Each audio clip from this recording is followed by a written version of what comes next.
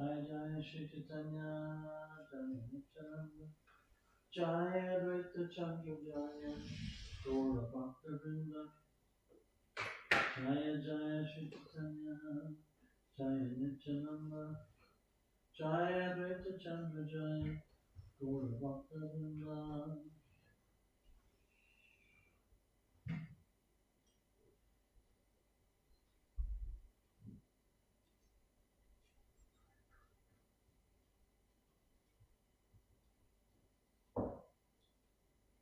When one actually becomes rich, he naturally enjoys all kinds of happiness. When one is actually in a happy mood, all the stressful conditions go away by themselves. No extraneous endeavor is needed. Similarly, as a result of bhakti, one's dormant love for Krishna awakens. When one is so situated that he can taste the association of Lord Krishna, material existence, the repetition of birth and death, comes to an end. The goal of love of Godhead is not to become materially rich or free from material bondage. The real goal is to be situated in devotional service to the Lord and to enjoy transcendental bliss. Purport. The results of devotional service are certainly not material benefits or liberation from material bondage. The goal of devotional service is to be eternally situated in the loving service of the Lord and to enjoy spiritual bliss from that service. One is said to be in a poverty-stricken condition when one forgets the Supreme Personality of Godhead. One has to end such a life of poverty in order to automatically end the miserable conditions of material existence. One is automatically liberated from material enjoyment when one tastes the service of Krishna. One does not have to endeavor separately for opulence.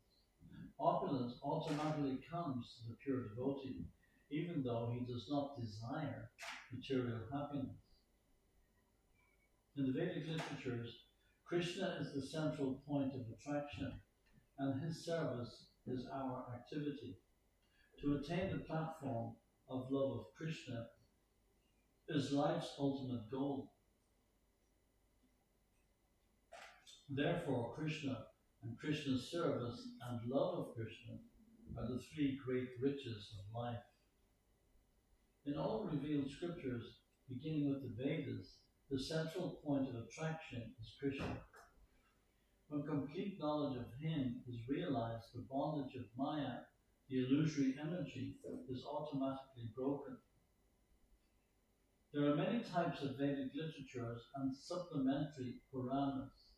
In each of them, there are particular demigods who are spoken of as the chief demigods. This is just to create an illusion for moving and non-moving living entities. Let them perpetually engage in such imaginations. However, when one analytically studies all these Vedic literatures collectively, he comes to the conclusion that Lord Vishnu is the one and only Supreme Personality of Godhead. This is a verse from the Padma Purana. When one accepts the Vedic literature by interpretation or even by dictionary meaning, directly or indirectly, the ultimate declaration of Vedic knowledge points to Lord Krishna. Lord Krishna said, "What is the purpose of all Vedic literatures? On whom do they focus? Who is the object of all speculation? Outside of me, no one knows these things. Now you should know that all these activities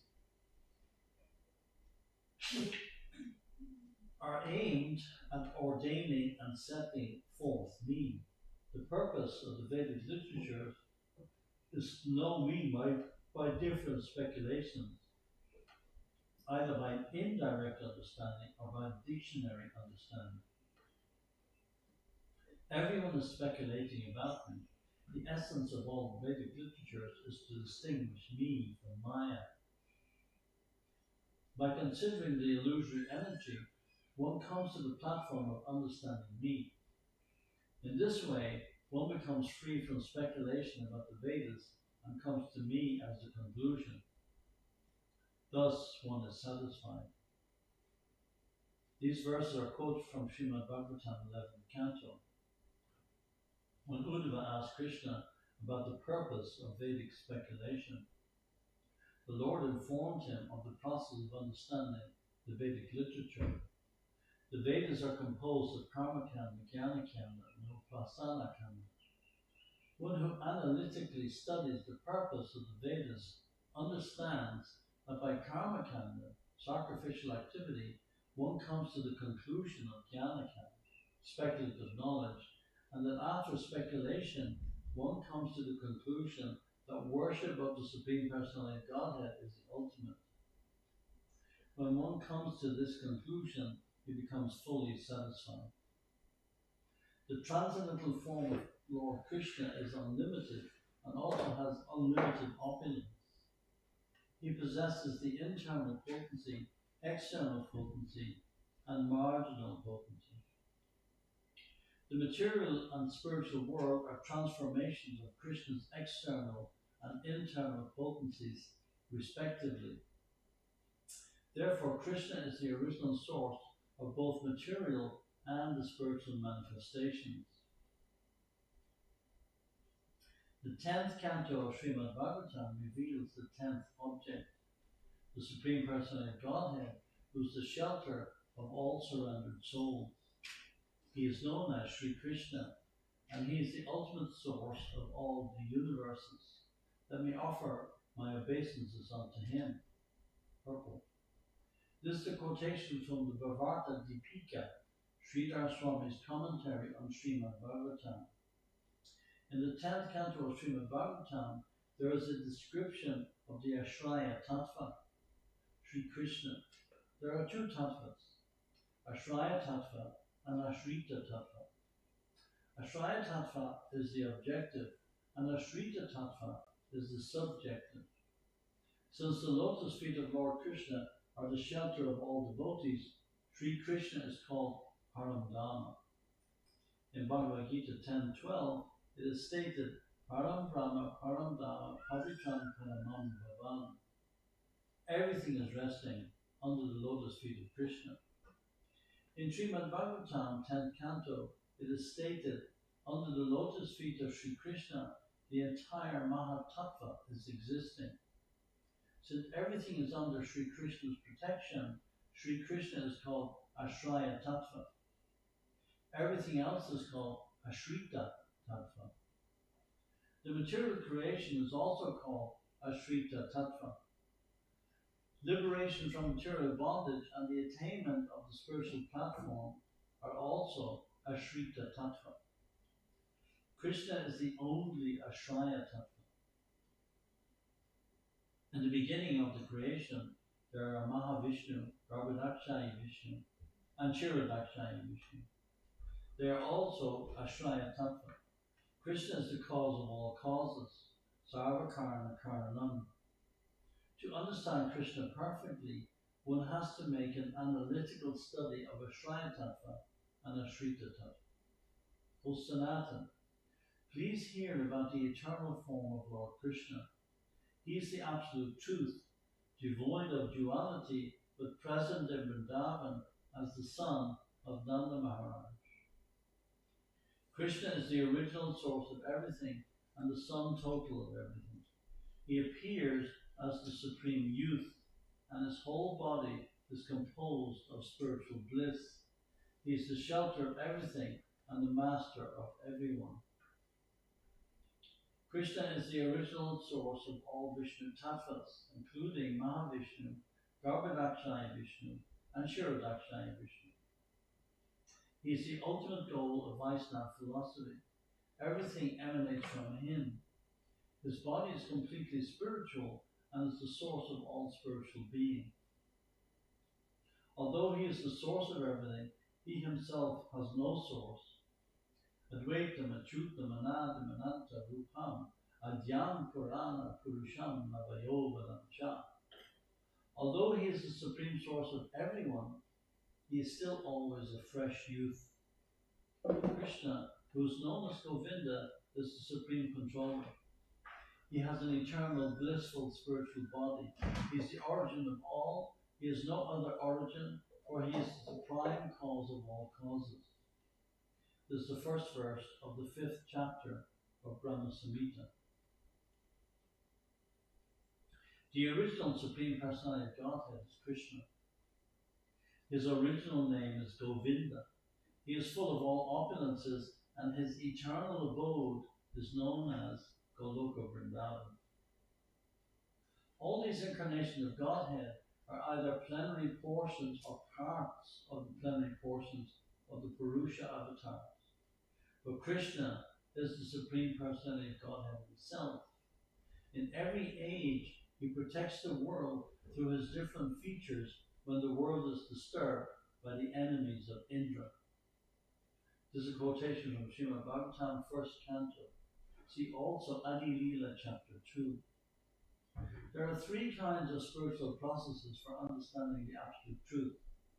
The processes of speculative knowledge, mystic yoga, and bhakti yoga.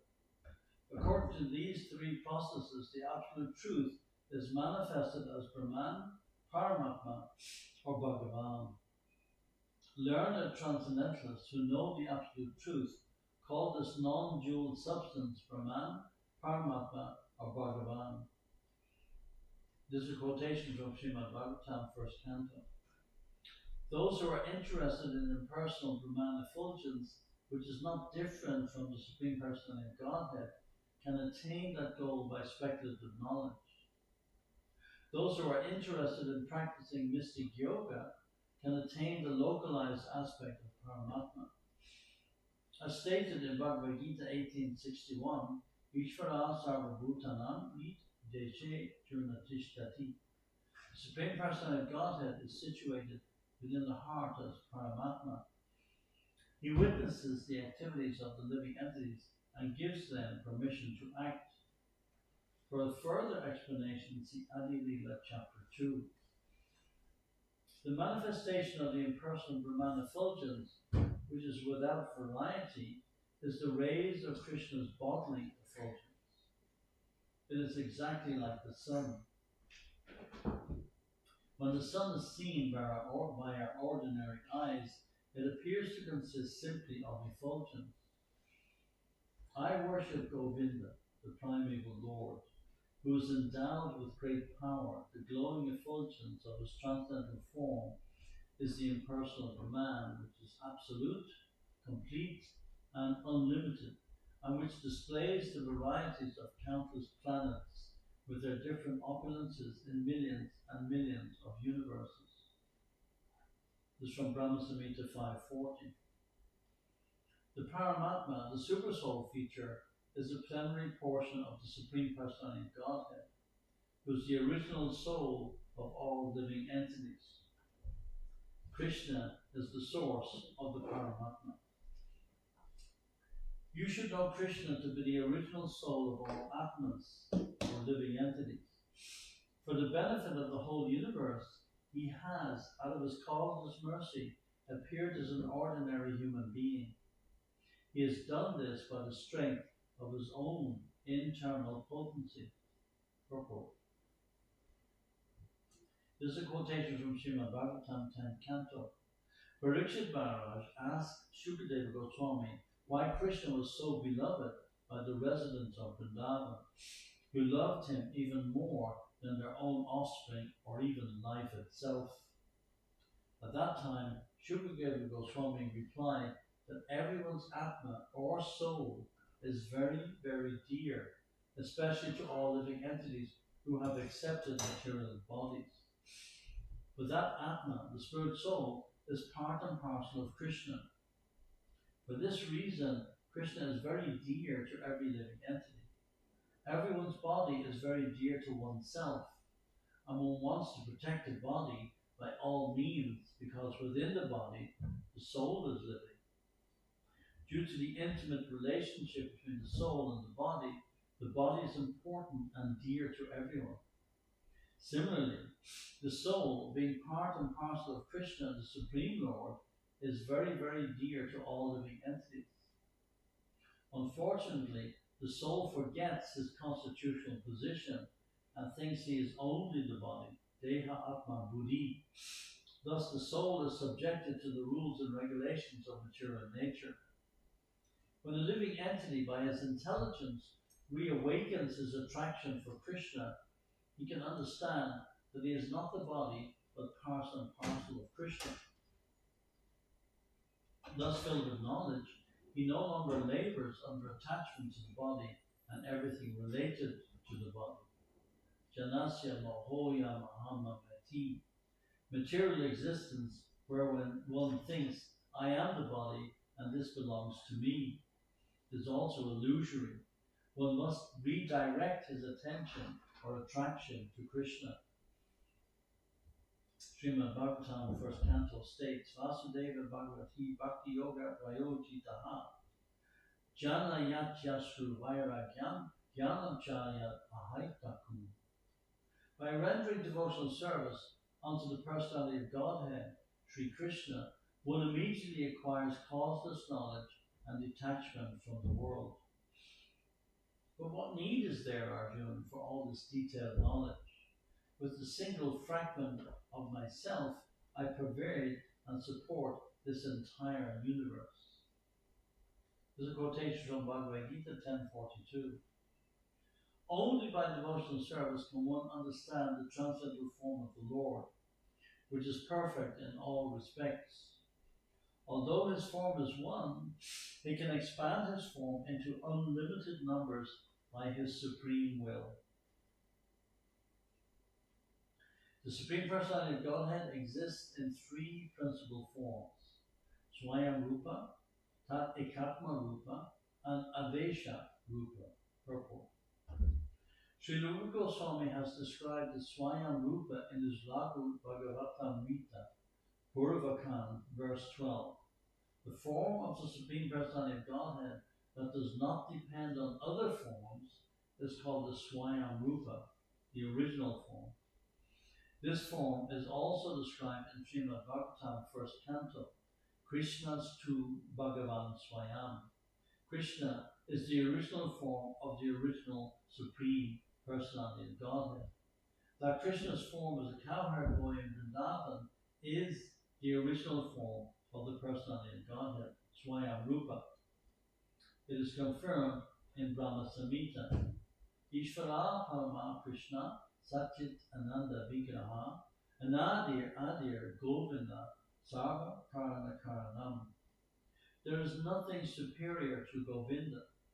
He is the ultimate source and the cause of all causes. This is also confirmed in Bhagavad Gita 7:7, where the Lord says, Mata Paratananyat, there is no truth superior to me. The Tad Ekatma Rupa forms are also described in Lagu Bhagavatam Rita. The Tad Ekatma Rupa forms exists simultaneously with the Swayam Rupa form and are non-different. At the same time, their bodily features and specific activities appear to be different. The Tad Ekatma Rupa forms are divided into two categories: Swamsa and Vilas. Lord Krishna Avesha forms are also explained in Lagu Bhagavatam Gita. A living entity who is specifically empowered by the Lord with knowledge or strength is technically called Avesha Rupa. As stated in Untitled Chapter, Krishna Shakti Vina Nahi Tara Pravatarna. Unless a devotee is specifically empowered by the Lord, he cannot preach the holy name of the Lord all over the world. This is an explanation of the word Avesha Rupa. The original form of the Lord, Swayam Rupa, is exhibited in two forms, Swayam Rupa and Swayam Prakash. In his original form as Swayam Rupa, Krishna is observed as a cowherd boy in Vrindavan. In his original form, Krishna manifests himself in two features, Prabhav and Vaibhav. He expands his one original form into many, as he did during the Rasa Leela dance. When the Lord married 16,108 wives at Dwarka, he expanded himself into many forms. These expansions and the expansions at the Rasa dance are called Prabhava Prakash, according to the directions of revealed scriptures. The Prabhava Prakash expansions of Lord Krishna are not like the expansions of the sage Subari. Had they been so, Narada would not have been astonished to see them. It is astounding that Lord Krishna, who was one without a second, expanded himself in 16,000 similar forms to marry 16,000 queens in their respective homes. This verse is spoken by Narada Muni in Srimad-Bhagavatam 10th Canto. If one form or feature is differently manifested according to different emotional features, it is called Vaibhava Prakash. When the Lord expands himself in innumerable forms, there is no difference in the forms, but due to different features, bodily colors and weapons, the names are different. In different Vedic scriptures, there are prescribed rules and regulative principles for worshipping different types of forms. When one is purified by these rules and regulations, he worships you, the Supreme Personality of Godhead. Although manifested in many forms, you are one. Purport. This verse is quoted from Srimad-Bhagavatam 10th Canto. In the Vedas it is stated that one becomes many, Eko Bahunam Sham. The Supreme Personality of Godhead expands himself in various forms, Vishnu Tattva, Jiva Tattva, and Shakti Tattva. According to the Vedic literatures, there are different regulative principles for the worship of each of these forms. If one takes advantage of the Vedic literatures and purifies himself by following the rules and regulations, ultimately he worships the Supreme Personality of Godhead, Krishna. Krishna says in Bhagavad Gita 4:11, Mama Vartmanu Vartante Manusha Parta Sarva Shaha. Worship of the demigods is in a sense worship of the Supreme Personality of Godhead, but such worship is said to be avidi purvaka, improper. Actually, demigod worship is meant for unintelligent men. One who is intelligent considers the words of the Supreme Personality of Godhead, Sarva Dharman Pradijaya Mam Ekam Chalanam Raja. One who worships demigods worships the Supreme Lord indirectly. But according to the revealed scriptures, there is no need to worship him indirectly. One can worship him directly. The first manifestation of the Vaibhava feature of Krishna is Sri Balaramji. Sri Balaram and Krishna have different bodily colors, but otherwise Sri Balaram is equal to Krishna in all respects. Purport. To understand the difference between Swayambhu, Tat Ekatmarup, Avesha, Prabhav, and Vaibhav, Srila Bhaktivinoda Thakur has given the following description. In the beginning, Krishna has three bodily features: Swayambhu, as a cowherd boy in Vrindavan; Tat Ekatmarup, which is divided into Swamsaka and Vilasa; and Avesharup. The Swamsaka, or expansions of the personal potency, are Karanadakshayi, Garbhadakshayi, Shiradakshayi, and incarnations such as the fish, tortoise, boar, and Nrisimha. The Vilas group has a Prabhav division, including Vasudeva, Shankarshan, Pradyumna, and Aniruddha. There is also a Vaibhav division in which there are 24 forms, including the second Vasudeva, Sankarshan, Pradyumna, and Aniruddha. For each of these, there are 3 forms. Therefore, there are 12 forms altogether. These 12 forms constitute the predominant names for the 12 months of the year, as well as the 12 tilak marks on the body. Each of the four personalities of Godhead expands into two other forms.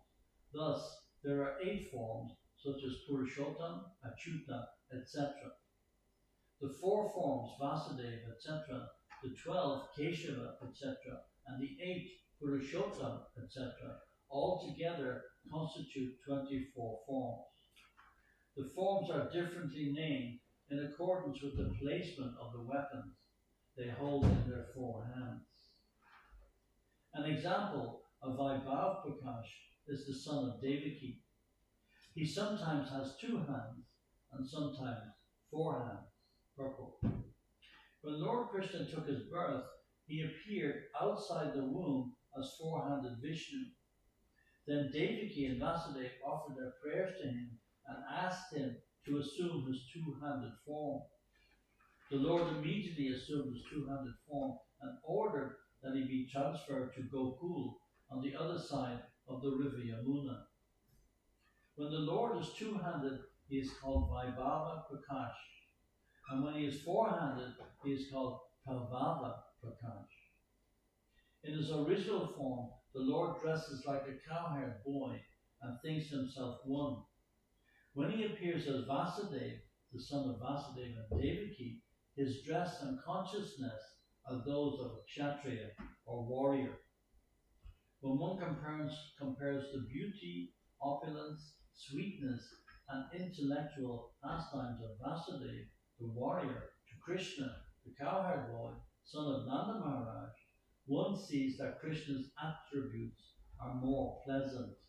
Indeed, Vasudeva is agitated just to see the sweetness of Govinda, and a transcendental greed awakens in him to enjoy that sweetness. Sri Chaitanya Charitamrita ki jai. Sri Prabhupada ki, Sri Chaitanya Mahaprabhu ki jai.